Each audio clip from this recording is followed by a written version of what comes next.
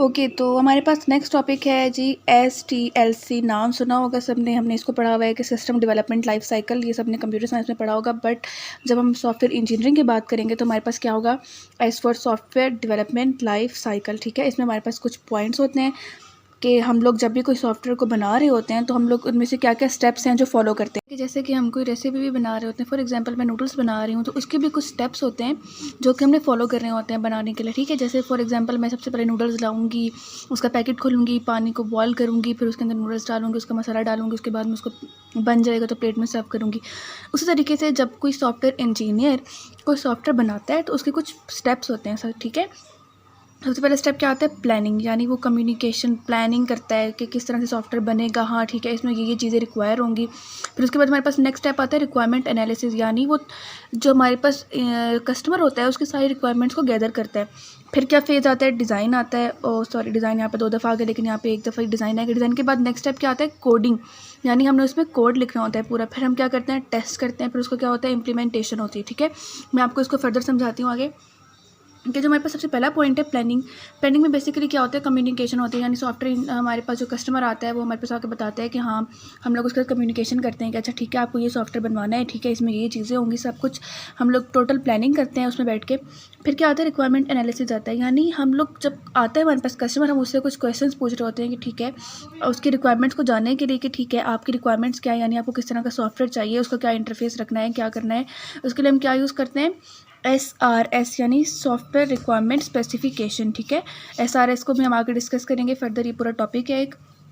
उसके बाद next step हमारे पास क्या आता है, डिज़ाइन।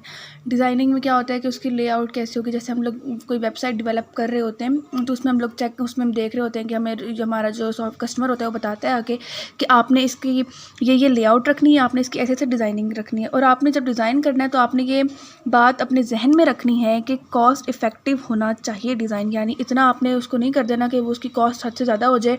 क्योंकि हमारे पास जो प्रोजेक्ट्स आते हैं, एक तो वैसे उनकी कॉस्ट ज़्यादा होती है, जो हमारे पास शॉर्ट टर्म होते हैं वैसे उनकी कॉस्ट कम होती है, लेकिन जो लॉन्ग टर्म प्रोजेक्ट्स होते हैं उनकी हमारे पास कॉस्ट ज़्यादा होती है। लेकिन हमारे पास इतना टाइम नहीं होता कि हम लोग उनको इतना ज़्यादा आगे फर्दर करते रहें। इससे क्या होता है कि हमारे पास हमें जो अपना प्रोजेक्ट डिलीवर करना होता है या उनका सॉफ्टवेयर डिलीवर करना होता है वो काफ़ी कम टाइम में करना होता है।